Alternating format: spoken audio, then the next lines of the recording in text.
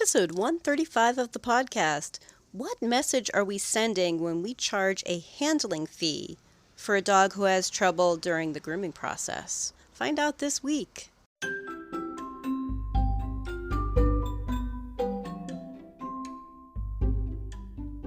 You're listening to the Creating Great Grooming Dogs podcast. I'm Chrissy Newmeyer-Smith. I'm a certified professional groomer, a certified behavior consultant for canines, a certified professional dog trainer, and the owner of Happy Critters in Nashua, New Hampshire.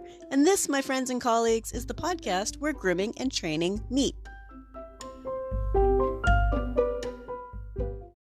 This week I want to talk about handling fees.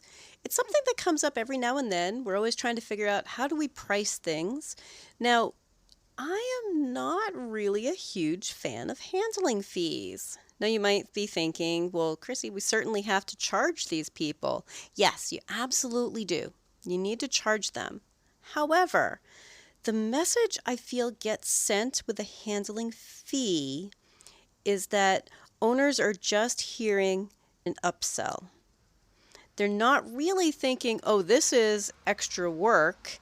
This is unsafe, this is a dog that needs help and this needs to be worked on. They're just going to say, oh, well, I have to pay a little bit more because my dog's kind of a jerk. Talk, the dog's kind of a jerk, right? When we think about handling fees from an owner's point of view, from a customer point of view, they're not really sure what we do.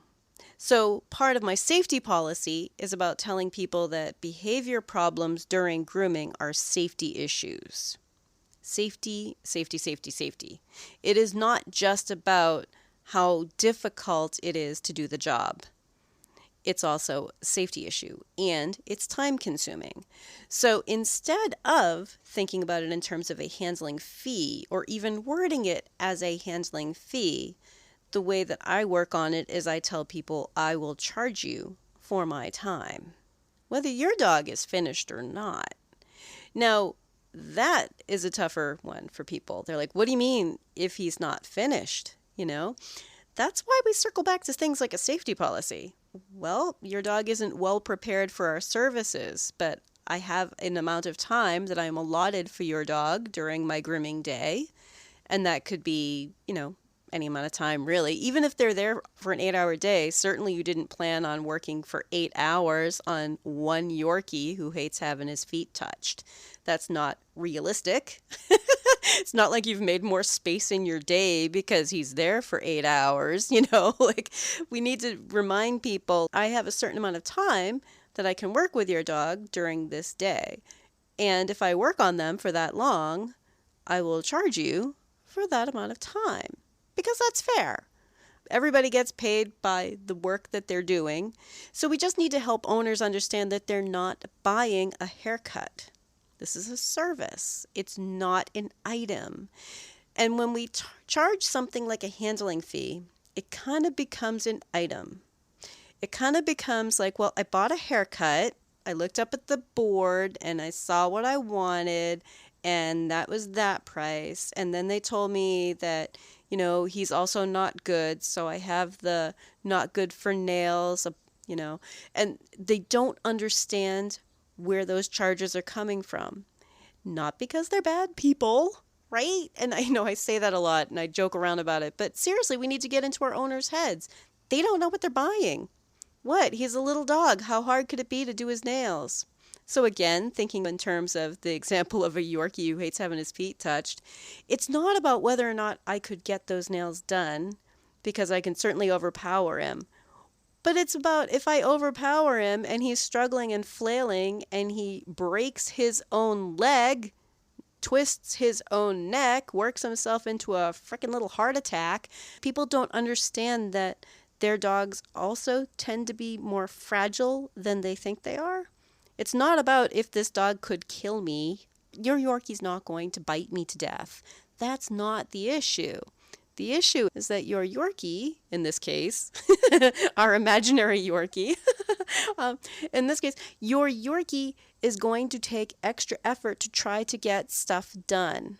Extra effort, more time consuming, therefore, the charges are going to reflect the amount of time I spent working with your dog. And it may not reflect the normal price for a haircut. And it's not going to be a discount because he doesn't look pretty. In fact, I want to mention that here too, because I see that a lot. Like, oh God, and I couldn't get him done. And I feel like, should I give them a discount because I couldn't get it done? And every time I hear a groomer saying that, it breaks my heart. Because you guys need to know that your efforts are worth money. Your effort is worth money. You don't need to get that dog beautiful. You don't need to offer them a discount off your regular price because you spent an extra hour and the dog's not looking good. Like, no, don't do that to yourself. Please don't do that to yourself. But if we go ahead first with a safety policy, which I've mentioned plenty of times, I know it's at least in the first episode. I've mentioned it plenty of times, but when we go in, starting with a safety policy, before we even put that dog in the back room, before we even bring that dog away from its owner, we're telling them about a safety policy. This, by the way, is the way that I will handle things if your dog becomes overly stressed, anxious, aggressive, or even silly. If your dog is becoming hard to groom, this is the way I proceed. This is the way my pricing works. I will charge you for my time. To be fair, I will charge you for my time. Now, if I don't complete your dog, if I had an hour allotted for this particular brush out or something, and I don't do it, then I won't charge you for a whole hour. But I will always charge for my time. The problem with a handling fee is that a handling fee turns into something that the owners will simply budget. And then they will complain when it costs a little bit more. Or they might complain when it costs a little bit more. Not all owners are going to complain. But these are the people who are like, oh, so it costs X, Y, Z amount of money for a haircut, but you're charging me like an extra 10 for handling fee? Okay. And they write that down. And they put it in their checkbook, extra 10 for a handling fee. And you're like, oh, okay. Apparently they're just going to think that if I pay $10 more, I never have to train my dog. So that's why handling fees backfire. They are not thinking about solutions. They're just like, oh, I wonder if anybody else charges less for a handling fee, because they don't know what they're buying. They don't understand the process. So it's not that I want you guys to not charge, just charge for your time, charge for extra effort. And think about it this way too. If you need 2 people to work on a dog, that's twice as much time. That's shop time being taken away. Because, for instance, the average walk-in nail trim should take about 2 minutes. Probably takes 5 to 10 in terms of talking to an owner, checking in the dog, and sending them home, taking the money, right?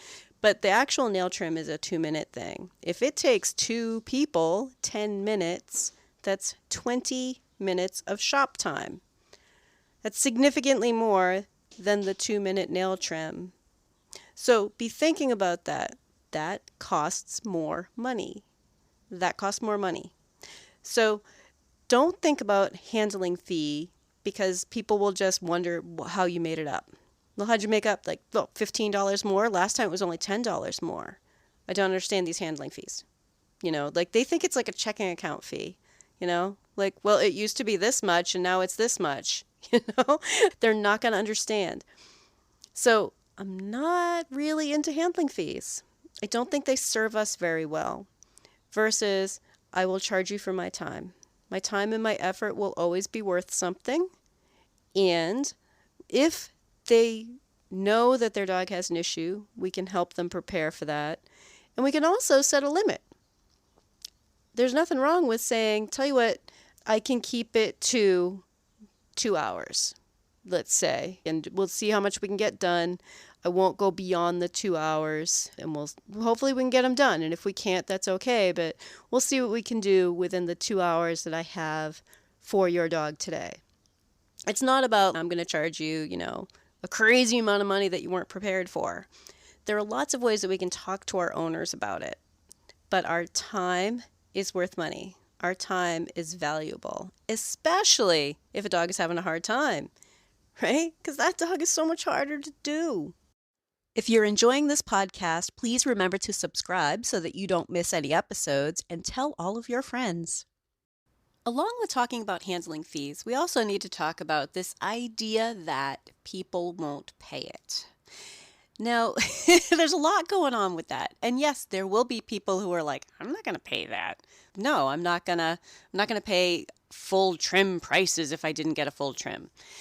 But I find that most of the time, that's people who don't understand what we're talking about. So a lot of that comes down to how we talk to our customers, to really talk them through it and to help them understand that behavior problems are when dogs get hurt, people get hurt, and equipment gets broken. And most people, I think, don't really have a grasp that their dog could get hurt during grooming, that each and every tool that we have could potentially hurt their dog. They don't understand. So we have to really spell it out and make it part of this isn't safe. This isn't safe. And when they start hearing things like this isn't safe, and that we're trying to give them some sort of solution set. I would like to work with your dog. I want to help your dog be calm, comfortable, and cooperative for this. I want to help this process along. I want to maybe guide you to another professional who can help you with this. Some of the things that I'll say to owners that might help you. One of the things I will tell owners is your dog has a problem with some part of the grooming process, and I want to help you with your problem. See what I did there? I want to help you with your problem. And I'll actually word it that way to help drive that point home, because it's not my problem. Your dog's grooming behavior is not my problem. I can simply refuse to do your dog. Think about it. Oh my God, I know somebody out there is like, yes, and somebody else is like, oh my God, what would happen, But we can talk to them about their dog's problem and their problem and how we want to help them solve their problem. That we're willing to work with them on it. And that seems so reasonable. Even if you have a customer who's like, it's not my problem.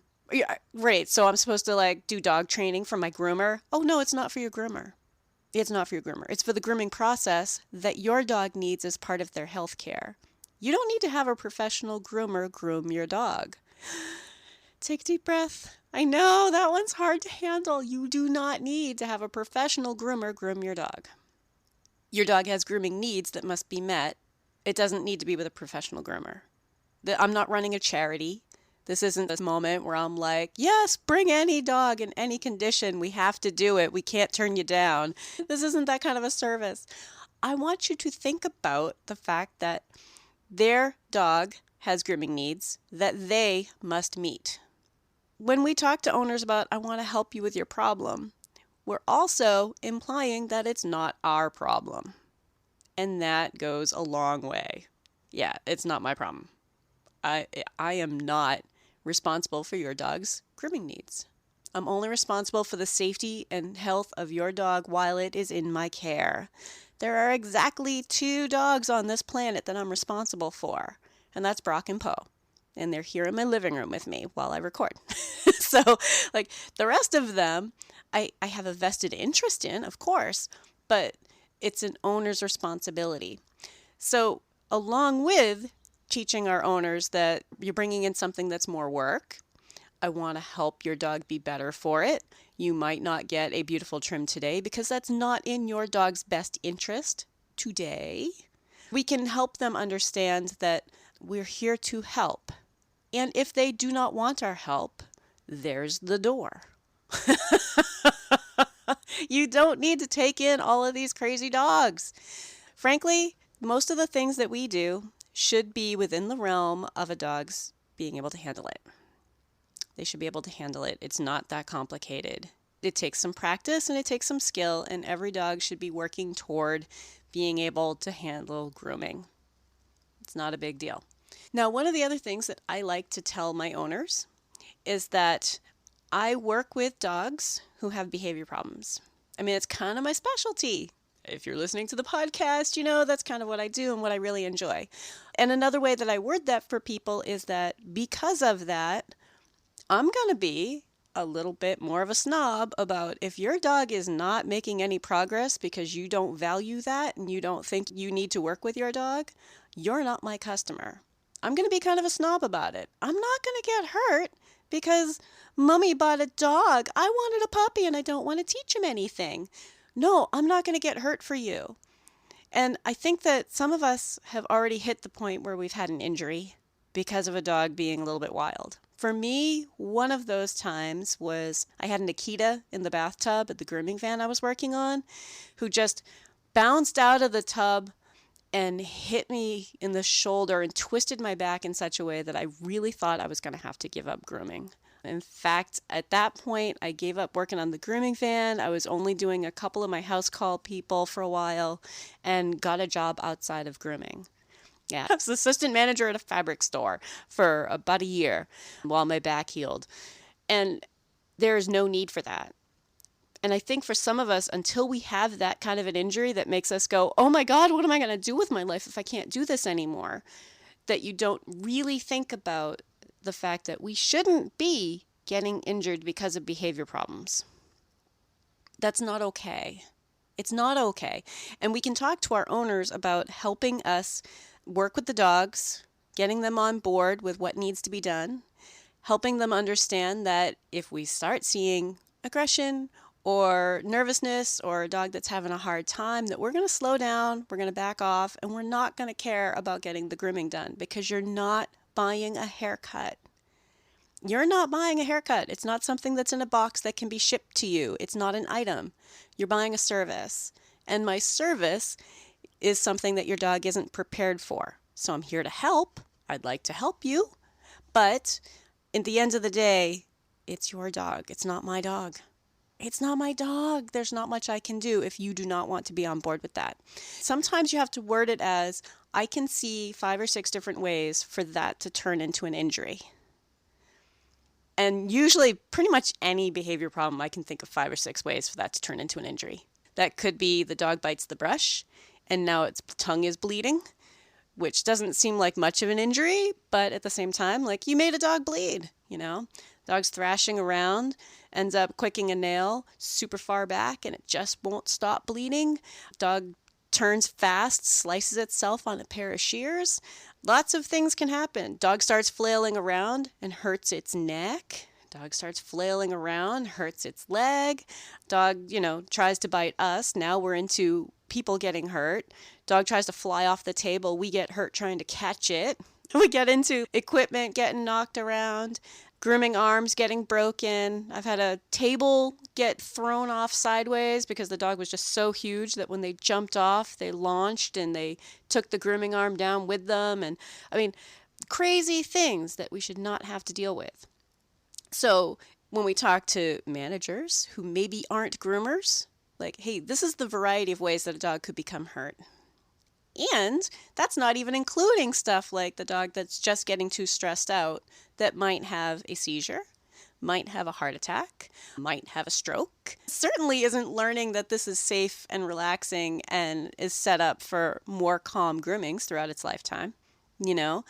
Grooming is a necessary part of a dog's life, and they're going to live to be about 15. So especially if they're young, they need to learn how to handle this process so that they will be continuing to have a good grooming experience most of their life, because eventually the older dogs are going to be sore. So when we talk about calm, comfortable, and cooperative, there's going to become times in most dogs' life where we can't help them be comfortable. There are things we can help them be comfortable with, but their body is uncomfortable. And if we have a dog who's learned that this is safe, who's learned that we're going to pay attention when they're stressed or when they're sore, those dogs don't turn into dogs that are hard to groom. That's really important. Those dogs don't turn into, sorry, I can't groom him anymore. He's old now and he's never really liked it. And now I'm worried about hurting himself or having a heart attack because he's 16 and, send him to the vet for grooming from now on, because that's not going to happen. Vets aren't going to sedate a 16-year-old dog to get them groomed unless they're totally matted. We need to be thinking about the future and helping dogs understand that this is safe, everything's fine. so that later in life when they are uncomfortable, we can go back and just modify our grooming. Like, oh, he's not getting poodle feet anymore. It's hard for him to have his feet worked on. He's not getting poodle feet anymore. He's 16. We're not going to do any sort of like crazy beautiful trims on a 16-year-old dog that's falling apart. So we can teach our owners about what we need, but you can lead a horse to water, but you can't make him drink. If owners are not interested, try some more. Keep trying. But at the end of the day, it's not our problem. I want to help. But that does not mean that I'm going to risk my own safety or your dog's safety because owners are like, oh, we don't have time. You don't understand how busy our lives are. But you need to work on this. It's important. So, not my problem if your life is too busy. Your life just got a lot more busy because now you're going to be scrambling to try to find someone else who's going to groom your dog and put up with that. And my wish is for all groomers to be saying pretty much the same thing. You know what? We really need to work on this behavior part because you shouldn't be afraid of grooming. We really need to work on this behavior part. Have you tried this? Have you tried this? Have you talked to a trainer? Have you talked to your vet? We need to work on this. Or you need to do it yourself. If you'd like more information, you can find me at Chrissy@happycritters.net, happycrittersdogtraining.com, or you can join the Facebook group, Creating Great Grooming Dogs podcast, or the Facebook page, Creating Great Grooming Dogs. I really look forward to hearing from you. If you're ready to go beyond the podcast, and I hope you do, I've made it really easy for you. If you go to creatinggreatgroomingdogs.com and click on your next step, you'll see all of the options. There's the Scholar Lounge community, there's the Modern Grooming Professional certification, there's Master Canine Stylist and Professional Canine Stylist diploma testings, there's the Behavior Lab for coaching and private one-on-one sessions with me, and of course the Master Groomer Behavior Specialist program. So go to creatinggreatgroomingdogs.com and click on your next step.